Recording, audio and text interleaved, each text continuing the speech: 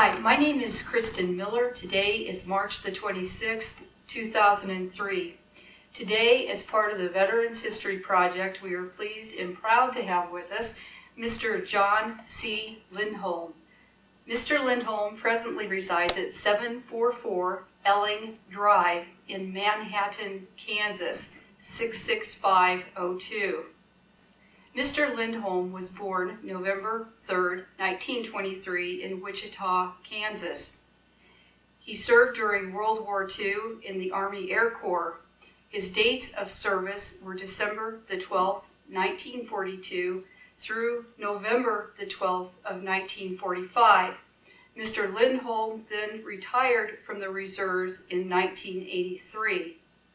Again, it is an honor to have you here today, Mr. Lindholm. Actually, I should clarify, it is Dr. John C. Lindholm.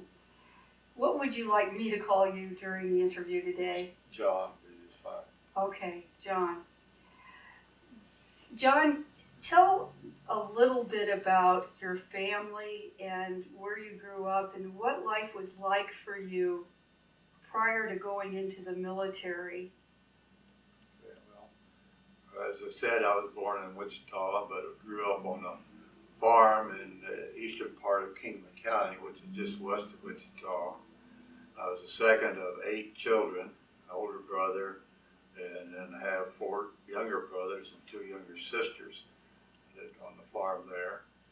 And it was a general farm. We farmed several acres, and had cattle, milk cows, started milking cows when I was 5, and I started to school, at a little real grade school, 1 room, when I was 5, and first few years, we always rode ponies to school, but then as my younger siblings became school age, then we drove a car that my granddad gave us.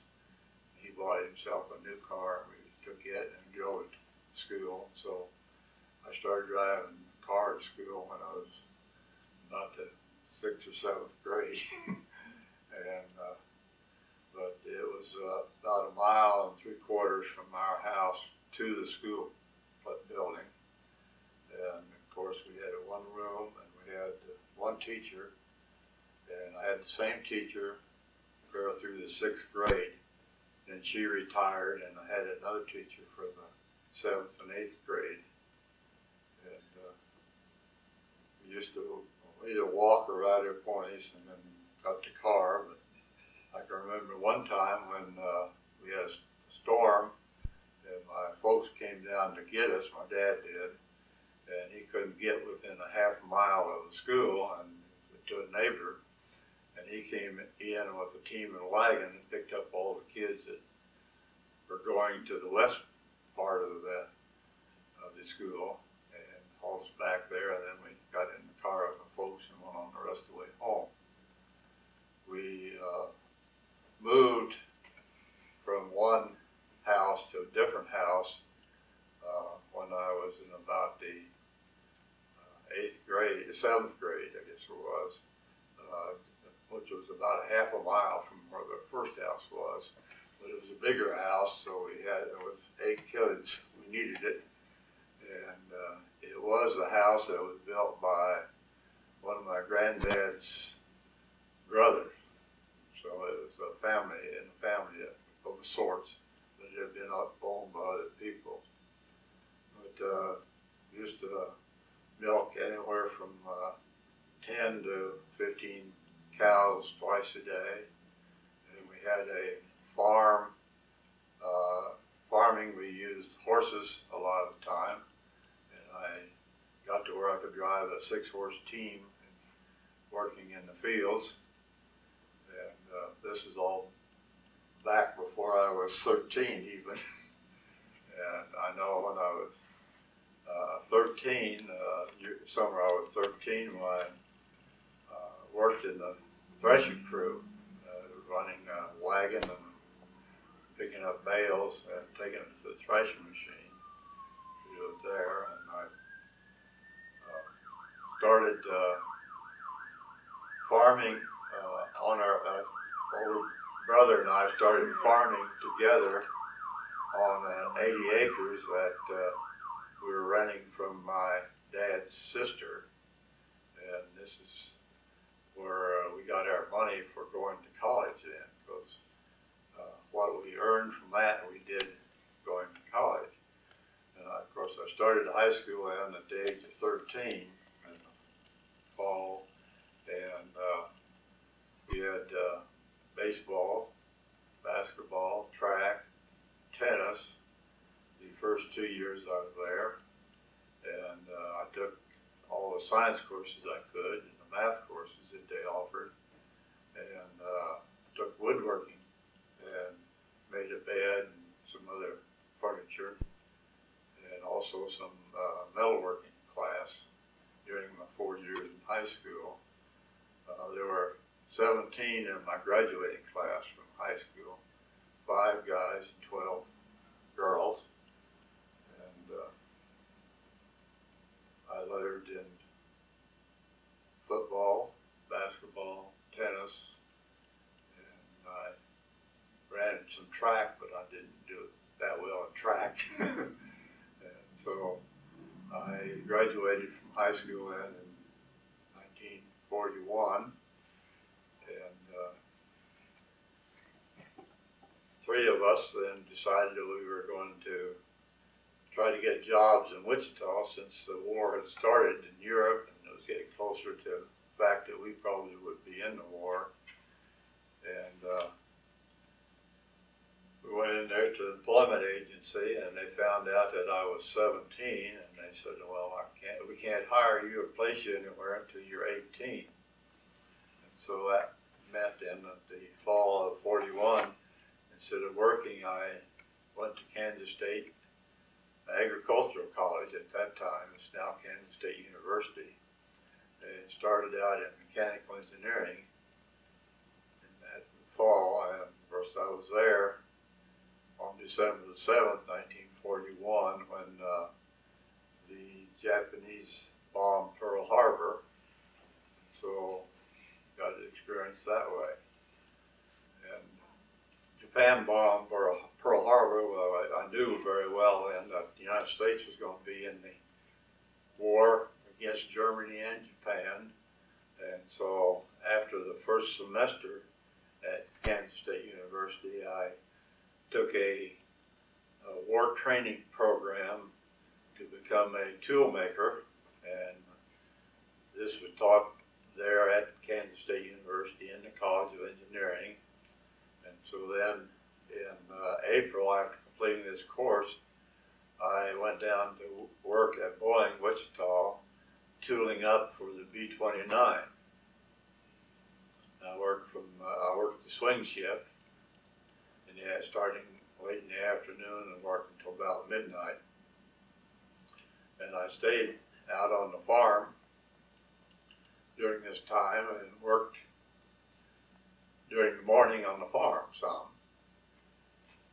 Then in the fall of 42, I did move into Wichita and enrolled at Wichita University and took 10 hours of courses there while I was working at Boeing.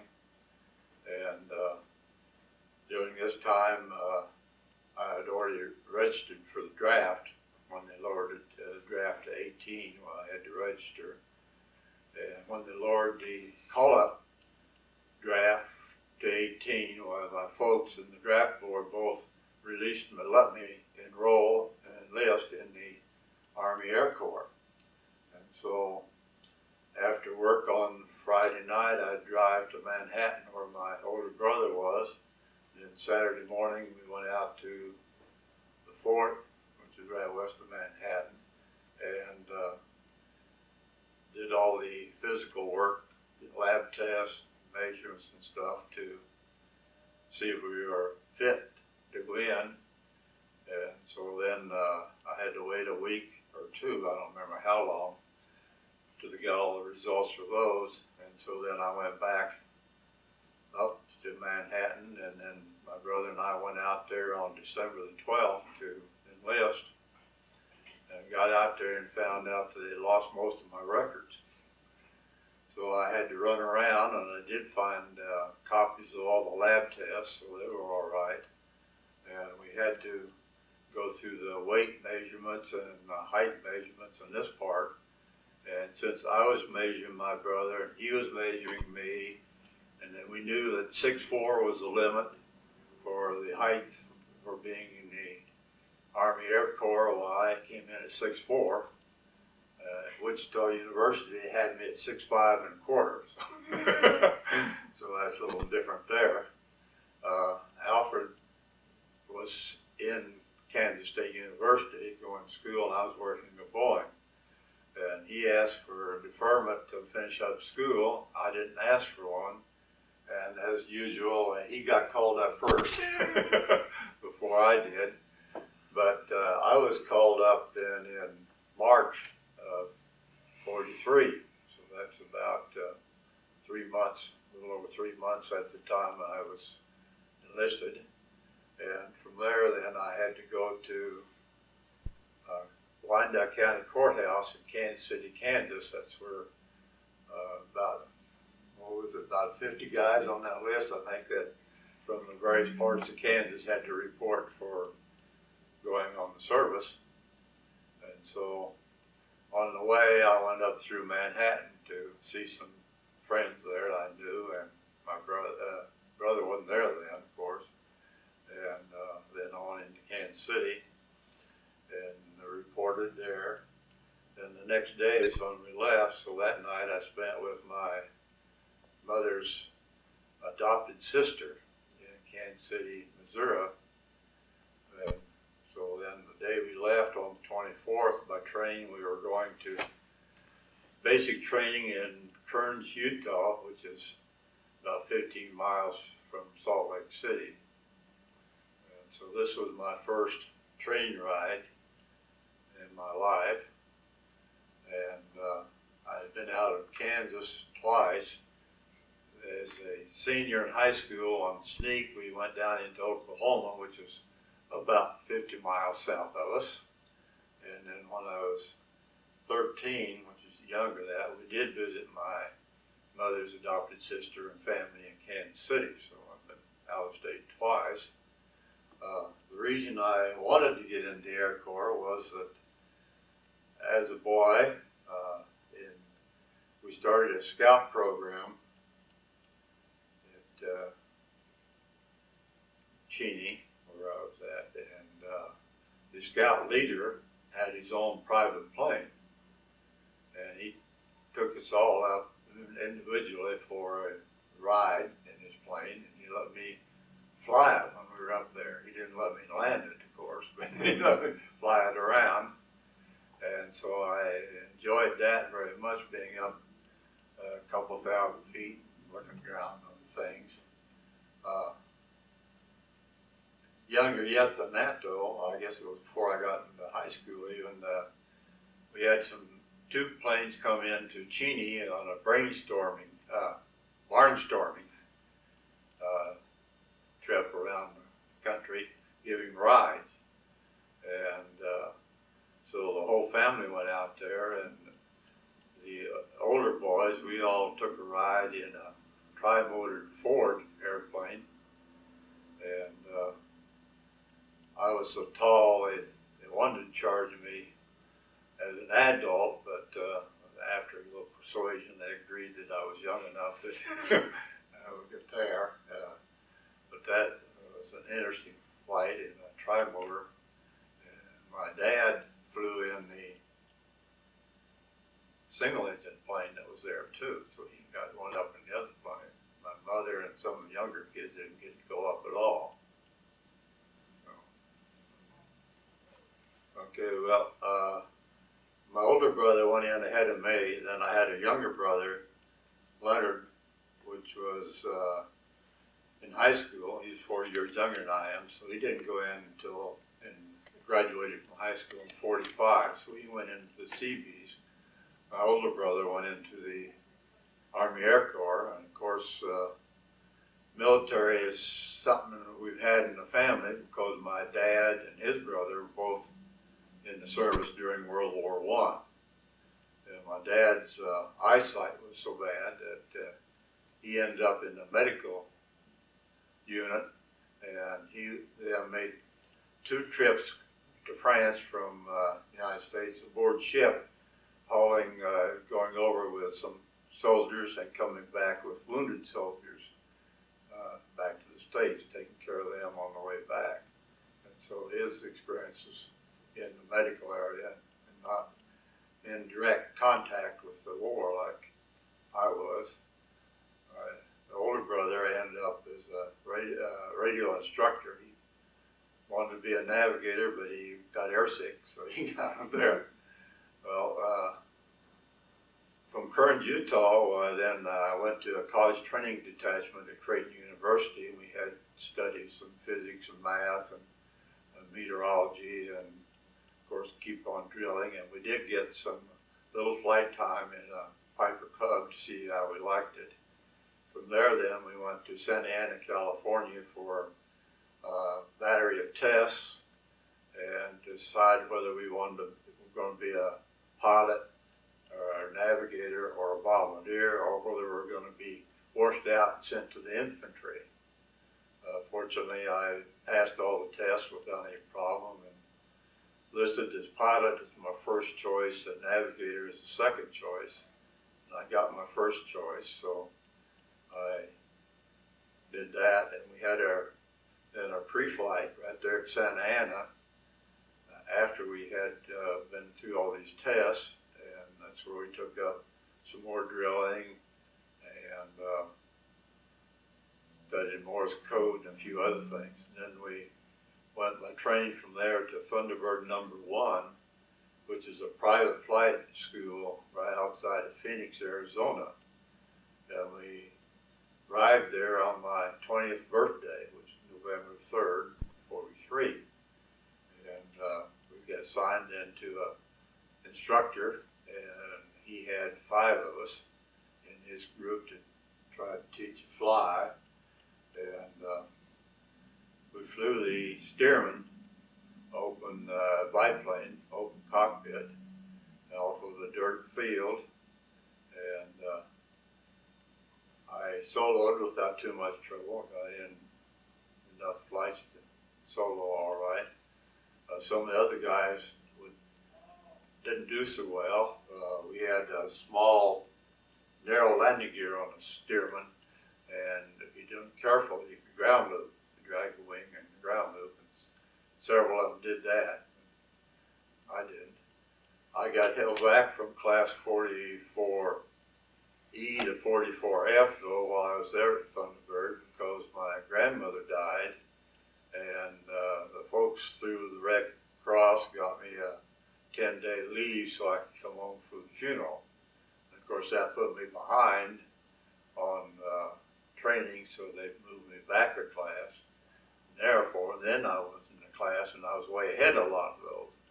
And so a lot of times, I just got assigned a plane, I just take off and go out and fly around by myself on my own, and try these maneuvers. I did a lot of spins and some other maneuvers in the Stearman. Then when we finished up there, we went to basic flight training, which was at Polaris Flight Academy at the west end of the Mohave Desert in California. And there we flew the B-13, which was called the Vultee Vibrator, if you remember that. And this is where we also got into link training and into night flying while we were there. While we were there, we at all these places, we did have time off to go into town sometimes, and we went into Phoenix. And of course, my first Christmas away from home was a visit at some people's house in Phoenix. And at Polaris Flight Academy, we did get down to Hollywood one time to see what it looked like. It wasn't of any interest to me, so I didn't go back there again, but I would stay there at the base and bowl, or else I'd go to Bakersfield where I could roller skate with some of the guys. Then from there we went by train to Pecos, Texas, which is some 200 miles just east of El Paso, and I don't know how many miles west of Fort Worth, Dallas area, but it's quite a long ways. And we then went into twin engine. We flew the Cessna AT-17 plane, and we also got some instrument practice flying by wearing the particular kinds of goggles and putting colored shields over the window so that the co-pilot could see where we were, but as a pilot, you couldn't see anything but the instruments. And so we had to do that. And while there, we did take a one nighttime cross-country flight, and we went north and east from El Paso up around, and I was in charge of the plane for some reason or other. The other guy was with me, but I was in the pilot seat, and we were having some engine problems. And at the first checkpoint, I radioed down and talked to him about it, what was happening, and the engine's running rough. And the guy said, well, enrich more fuel a little bit, and if that takes care of it, all right. If it doesn't, you may have to bail out. Well, it did, so we were all right then, and we got back. And so we had graduation ceremonies then in June of '44 in the hangar there at Pecos. And then I had a delay en route to Roswell, New Mexico for B-17 transition, where I learned to fly the B-17. And so I did get to go by train all the way to Wichita and see my folks, and then I had to go from Wichita back down to Roswell and learned how to fly the B-17 then. And so then after completing there, we did first landings, takeoffs, and a few checks of the airplane, formation flying, cross-country flying, and the whole works of it there. And when we finished up there then, I went to Lincoln, Nebraska, where I picked up my crew. I picked up a co-pilot, navigator, bombardier, and 5 enlisted men. One of them was to be the flight engineer, one of them was to be the radio operator, and the others are gunners. And from there, we went by train to Dyersburg, Tennessee for flight training there with the crew. And of course, we flew formation, did gunnery practice, we did daytime cross-country, nighttime cross-country flights and everything while there. 3 of my crew were married. Bombardier and navigator were both married, and they both had a child. The waist gunner was married, but didn't have any children. His wife was an Army nurse, too. So she was in the service and away from them. The Christmas of '44 we spent in Little Rock because we went on a night flight to Texarkana, down to Dallas, Fort Worth area, then back. And on the way back, my radio operator called me and said the home base had closed down because of storm weather, and the only place open was Little Rock, and they expected it to be open for another half hour or so. We were close enough that we landed there, and so we spent about 3 days there till the weather cleared up so we could take off and then go on back to our base. So then in January, we finished up our training. We went back into Lincoln, Nebraska, and we reissued flight suits, flight helmets, and a few gears like this. And then we went by train to Camp Kilmer, New Jersey. We were waiting on a boat to take us to England. And while there, several of us went into New York City. And since the Empire State Building was there, we wanted to go up in it just for the experience. And got up on top of it, and it was was foggy, so you couldn't see anything while we were there, so we didn't get to see it. Many years later, well, we did get up in it, was after I had a family. Well, we boarded the ship then out of Camp Kilmer and sailed for Liverpool, England, and we were on a ship that was used taking troops over and bringing back hospitalized people or people coming back on other assignments. And the officers stayed in the wards where they had beds for putting the wounded people in, and with sides where you could strap them in case it got rough. Enlisted men had to sleep down in the hold in hammocks, and they were pretty crowded down there. It took us about 7 or 8 days to get across to England, and when we got into the North Sea, we had some pretty rough weather, and waves were pretty high, and the ship, we were going to mess hall. We had 2 meals a day, all going over, and going to the second meal, and we got to rolling, and the trays started sliding off the table, even with about a 1-inch ledge holding it there. And so we had to go back to our room and wait till we got things cleaned up, and we did go back to eat. When we got into Liverpool, we boarded a train to go to Stone, England, which is a deployment center for the 8th Air Force. And we got on there, and we have an English language here. They have a different English language in England, and I couldn't understand the conductor on the train. I think he understood me, but I didn't understand him. So I didn't know where we were going for sure, but when we got to Stone, England, we were there 2 or 3 days until they sent us to our bomb group. And so 5 crews were sent to the 457th Bomb Group, which is located at Creighton, England, which was a little ways south of Peterborough, England, and about 40, 50 miles north of London, a little bit west. And there's where I was assigned to the 748th Bomb Squadron of that group. And well, the first thing they do any time you go to a new base is they take you up and check you out.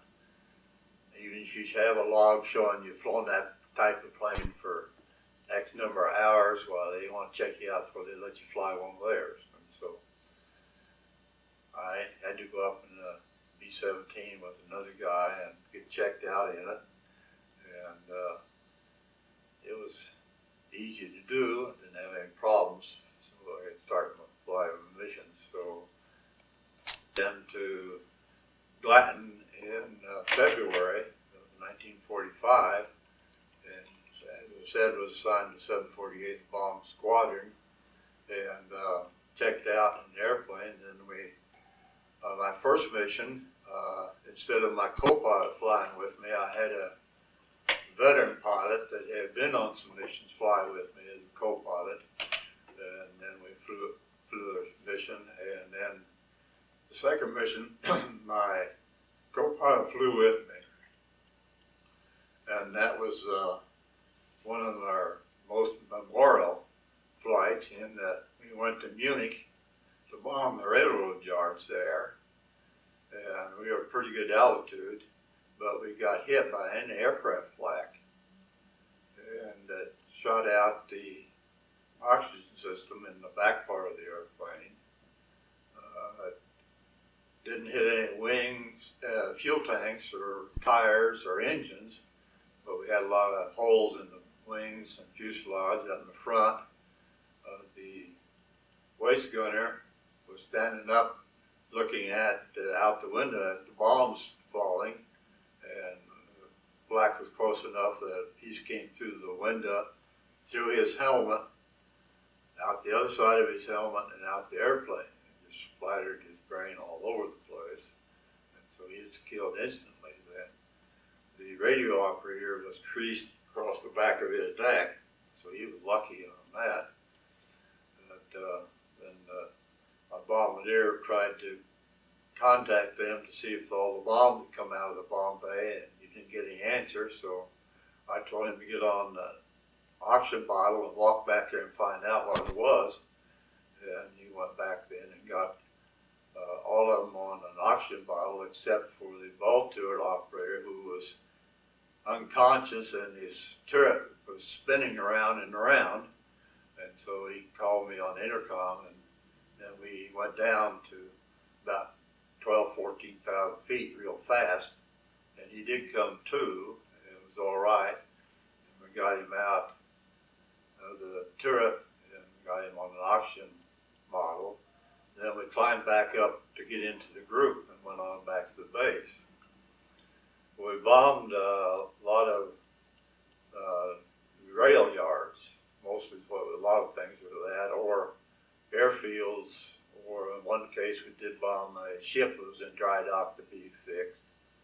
But most of the missions we had a little flak, but not too much, and we didn't have any more damage to our ship, plane I was flying after that one until my 11th mission. One of the missions before that, though, was to throw out chaff. Chaff, it was aluminum foil that we would take out and pitch out of the airplane upwind from the target, so that the chaff would float down and over the target area and jam up their radar when the bomb group went in to do the bombing. And so it was 6 airplanes went on this at one time, and of course we had to go out early and go by ourselves. Fortunately, this time, part of the war, there weren't too many German fighter planes up going around, and we did have the P-51 and the P-47 pretty well controlling things in over the air. We did see fighters a couple times, but they never did attack the group that I was in, but they did attack some others. On the 11th mission I mentioned was we were supposed to go in to bomb an airfield in the northwest part of Germany, just over from Holland. And we were going in about 18,000 feet, which is pretty low for us. And we did run into an aircraft fire, and I was flying deputy lead at that time of the high squadron, and we had a burst right in front of us, and it knocked the airspeed system out of the lead plane. It did more damage to our plane than that, and that had a piece of flak come through between the windshield and the top window and strike my helmet, and then embed into the radio above, bent it right there. But my co-pilot said I was unconscious. I don't remember. I didn't think I was, but we had trouble with the engines. Started to give some trouble, oil pressure dropping, so we got out of the squadron pretty fast, and then dropped our bombs because we hadn't gotten to the target yet, and we had to feather the 2 right engines because the oil pressure was low on them. And so we did that, and then we flew all the way back to our base with the 2 left engines. We had a P-52 escort until we got out to the North Sea, and then that fighter said, we're all right, let us go. But there was a British Lancaster flew along, and it flew circles around us with its flap and landing gear down to go slow.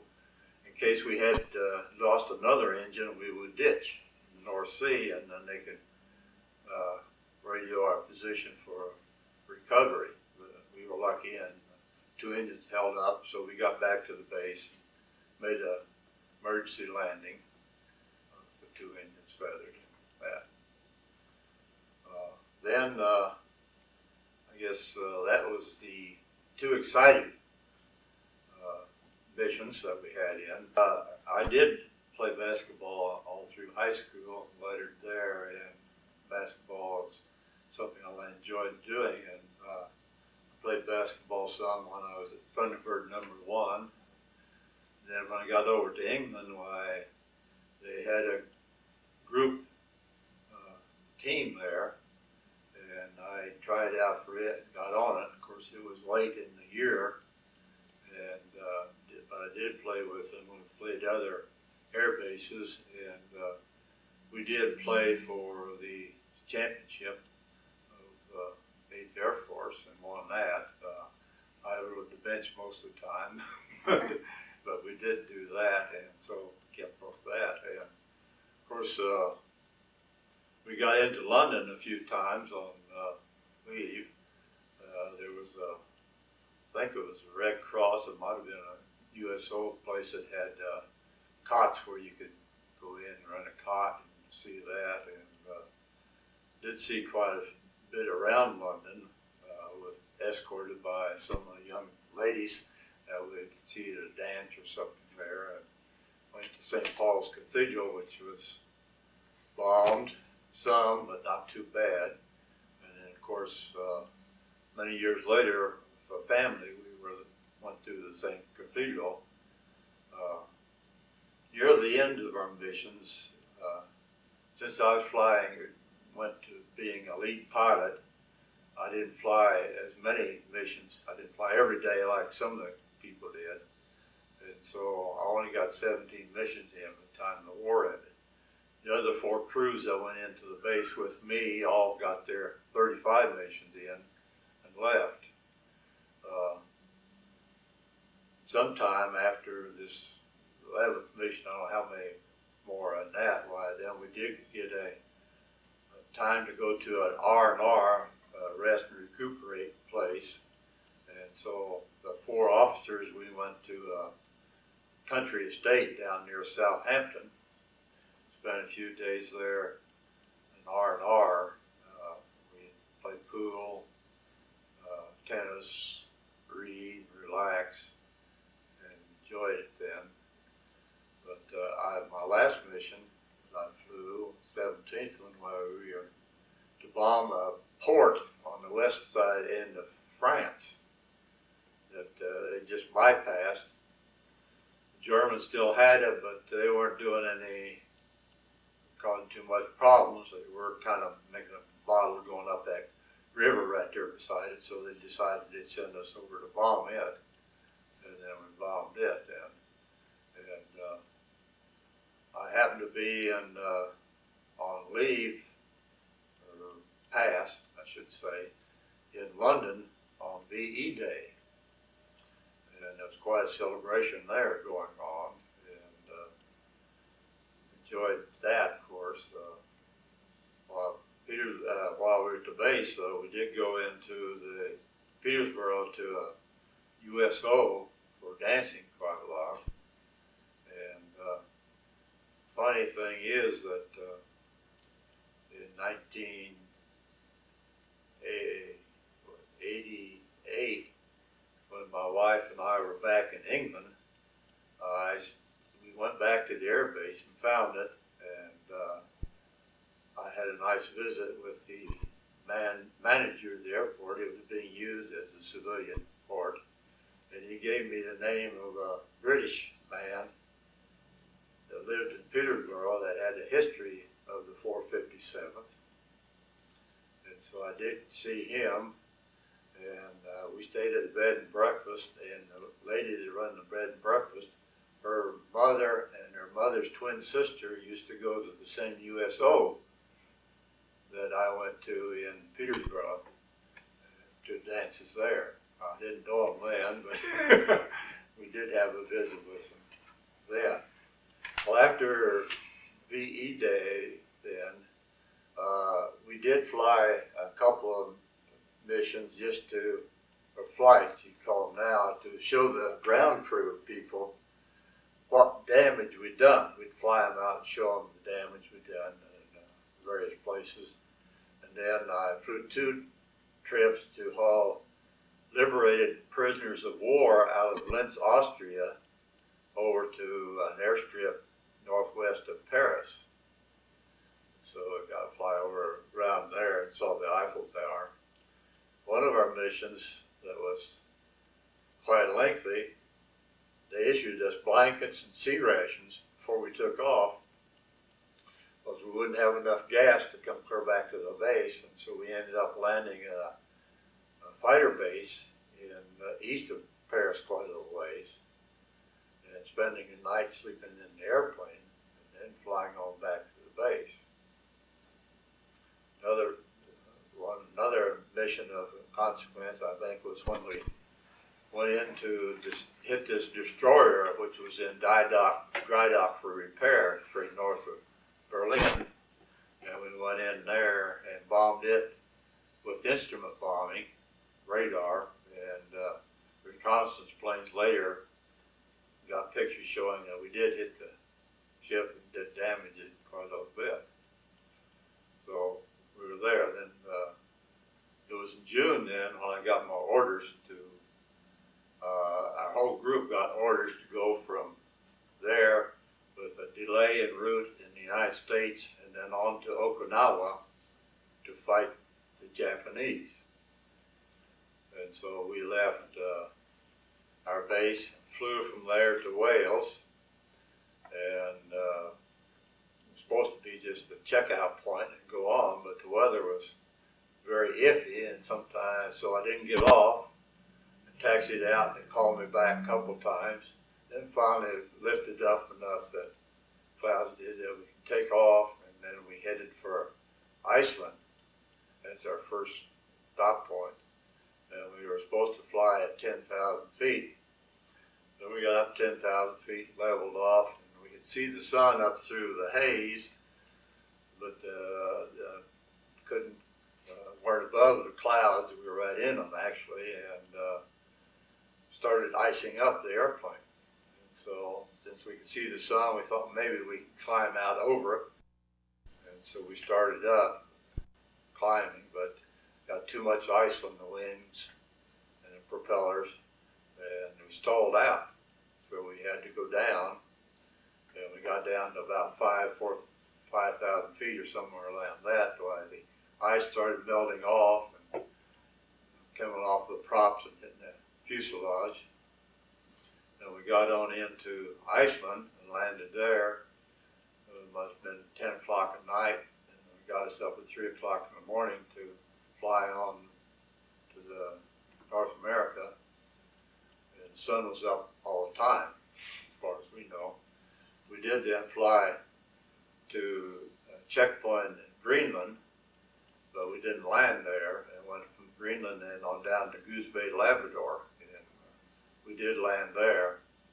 And we spent an extra couple of days there because there were too many people flying into Bradley Field, Connecticut, that they couldn't handle us all at once, so they made us stay there a little while. And they did clear us to go on while we did take off from then again and flew on into Bradley Field. We actually went through a front and got into some real heavy thunderstorms. Again, had to go down and get below it. Then we landed at Bradley Field. From there, then we went by train to Camp Miles Standish, and then we were sent various places for our 30-day R&R at home, and then we were to report back to Sioux Falls, South Dakota when that was. So I took the train and went to the home of a girlfriend that I met in Omaha, and family had moved to Tacoma, Washington. So I went out there and saw her and the family. Then I flew sandbag in a DC-3 from there back to Topeka, Kansas, and then caught the bus down to Cheney to spend time with my family. And then I had to go back out to Tacoma and catch a train in to go back to Sioux Falls, South Dakota. And while out in Tacoma the last weekend I was there, the Methodist youth group that my girlfriend was in went up to Mount Rainier on a camping trip, and so I went along to that. Got to climb on Mount Rainier some.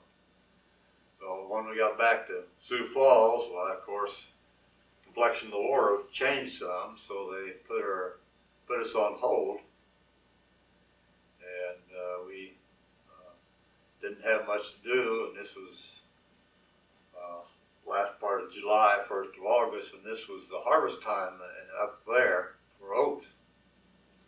And they were looking for people to help in the fields. Since I grew up on a farm, I decided I would see if I could help. And so I went out on the farm to shock oats for several days. And my bombardier and navigator, they would stay on the base, and they would call me if I had to come in, call out, and they'd take me back in. But otherwise, I just stayed there and had fresh milk and home-cooked fried chicken and things like that. Another benefit at that base was that one of the mess sergeants was married to one of my grade school and high school classmates. And I got together with them, and of course, since he was a mess sergeant, he'd take me in the back of the mess hall there where he'd fix me a nice big juicy steak, and I had that, while the people out front didn't have very good meat. And then Truman authorized the dropping of the atomic bomb in Japan, and this then caused the war to come to conclusion pretty fast, and so our orders were canceled then at Sioux Falls, and I was then put on a sandbag onto another DC-3 going to the Walker Air Base out between Russell and Hayes, Kansas, to become a B-29 instructor.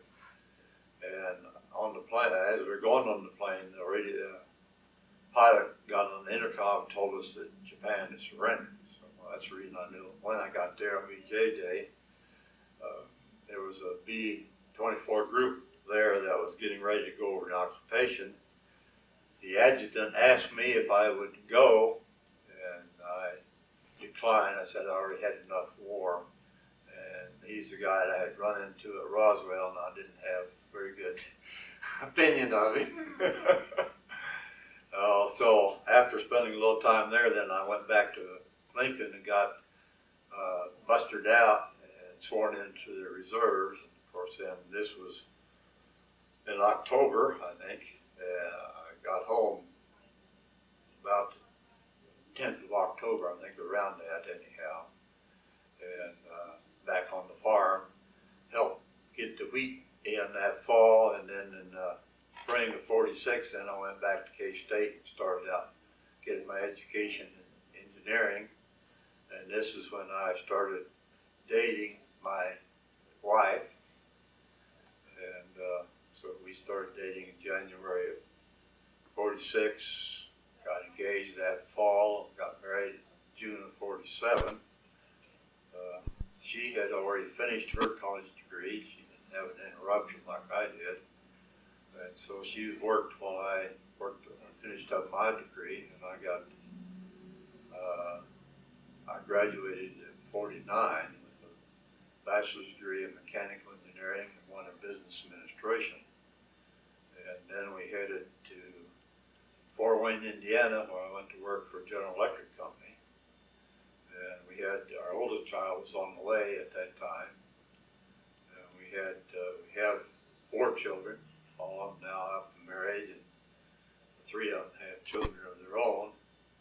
But I went to work with GE, and I left them to go to Kansas City because they wanted me to go back to New Jersey, and I didn't want to go that far east. And then I decided I wanted to be a teacher, and KU was offering a graduate program in the Med Center in Kansas City, so I started it while I was working there at Midwest Research. Then I went over to KU and taught. Then I went to Purdue and got my Ph.D. and taught at Purdue. Then I went to Kansas State on the faculty in 1960 and stayed there until I retired in 1989. I spent 2 years of that time teaching in Egypt at the University of Liverpool in Upper Egypt on a U.S. aid project to develop the university, and I spent 1 year working for DuPont in their year in industry program for faculty members. And then I spent a year at the University of South Pacific as an instructor, teaching and developing a curriculum in engineering technology for them.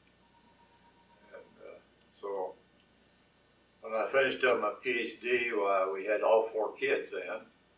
And when we went to Egypt in '64, the oldest one was 14, the youngest one was 4, and 2 years there.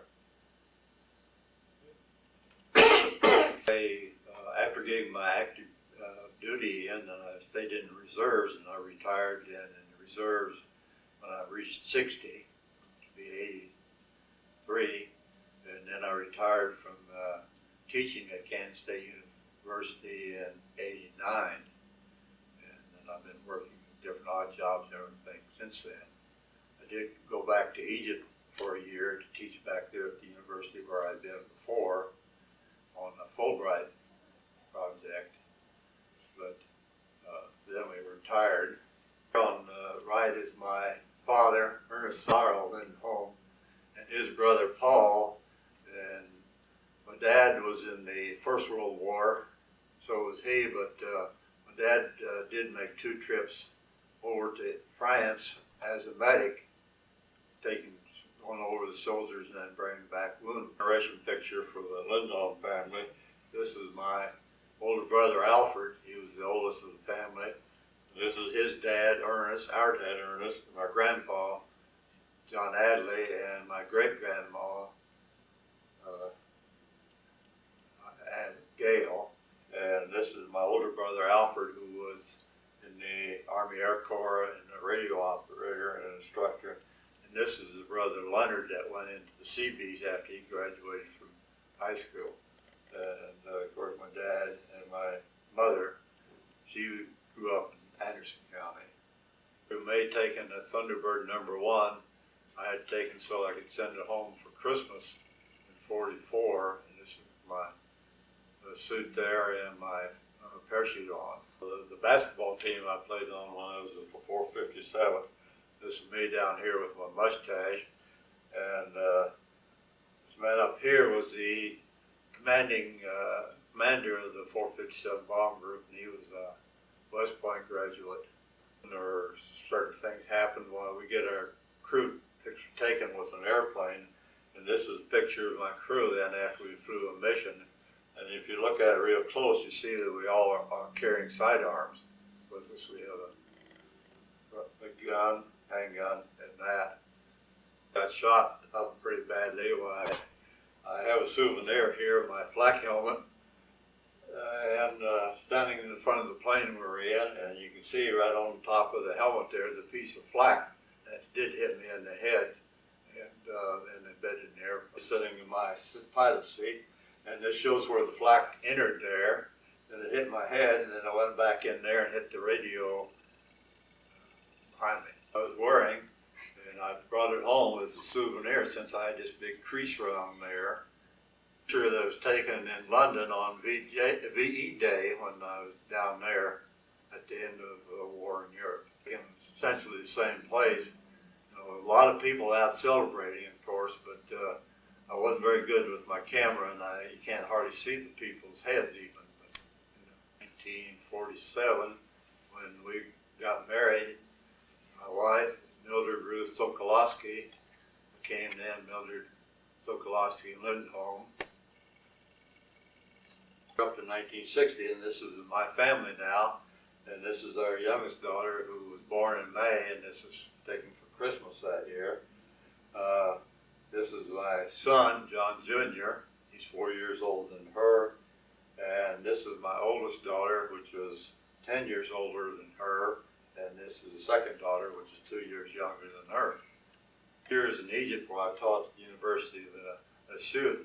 And on our way, just before we left there, then we did a lot of the pyramids around Cairo, and we did climb up this step pyramid here and have a bent pyramid in the background. We got up there, and this is my wife here, of course, and this is my oldest daughter, Martha, Susan, and son John, and then youngest daughter Barbara.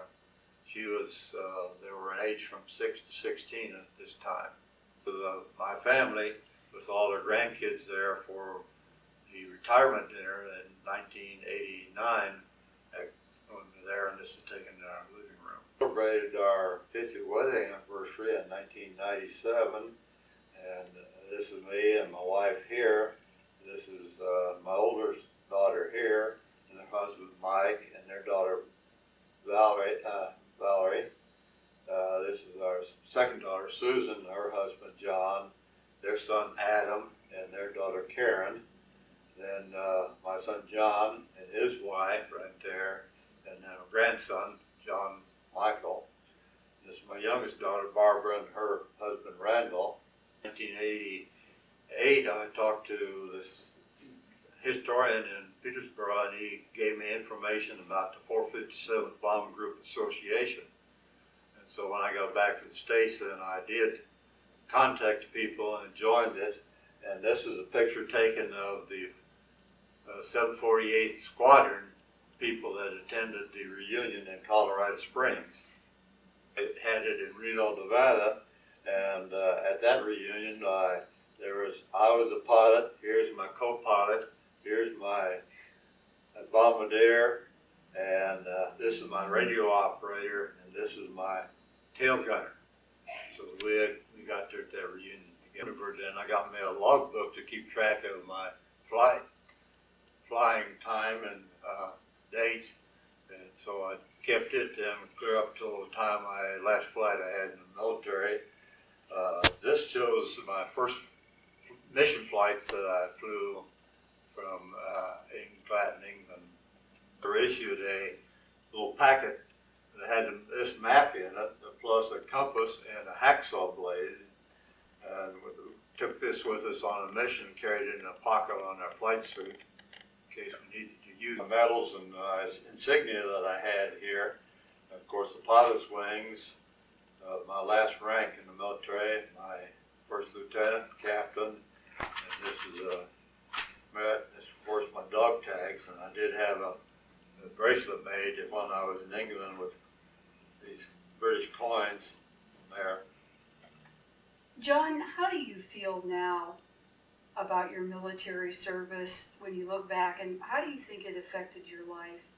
Well, it had a tremendous effect on my life, and that it really caused me to grow up real fast, because I went in when I was 19, and of course the experience and the GI Bill let me go to college and get my degree so that I could get into the teaching there, do my job, and work there. Of course, World War II, I think, is the last war that the United States entered into to really win the war. I think what I hear now, the invasion of Iraq is to win that war too, whereas wars, Korean War, Vietnam War, and Desert Storm wars were not wars to victory with the enemies. Then back in 1989, we've done a lot of traveling to various parts of the world, back to Asia, and been involved in a lot of activities in Manhattan, in the church, and I'm now president of the local chapter of the AARP. I've been helping AARP tax aid program for all the years except 2 since I retired, and I continued with my basketball that I talked about until I was 72, and so I gave it up then. We're now going to travel to see our kids and grandkids a lot. Birthday in 97, 50th wedding anniversary in 97, so we're coming up on our 56th one this June, and we hope to do some more traveling. We both like to travel, and we have some places in this country and this hemisphere, and also we want to go back. I like to go to Russia sometime while we're traveling around all over the world. From college, Martha graduated from the University of Kansas in special ed, teaches that now at Leavenworth. Susan started at Kansas State, met her future husband there, got married, and he was a military man, so she traveled around with him, and she got her degree from the University of Alaska in business administration. She's now an accountant. John graduated from Kansas State in mechanical engineering, and now works in Houston, Texas. Barb graduated in chemical engineering. She's working in Rochester Hills, Michigan as a chemical engineer. Her husband is a industrial engineer, and Martha's husband is an architectural engineer and an architect. Lindholm. Dr. Lindholm, it has been a real pleasure getting to know you. Your family has given much to this country and the world, starting with your father, your uncle, 3 boys out of your family. It is incredible to meet you, and I want to thank you for everything that you have done and given to all of us. And it's been an honor to have you as a part of this project so that we can learn from you. Well, I'm glad I have found out about this project because I've had people wanting me to write down my memoirs, and I kept putting it off, and so this is a place where we'll get part of it down anyhow, and maybe that'll get me going on the rest of it. And we are very honored by what you have given, and we thank you. Thank you for the opportunity to express my views. You're welcome.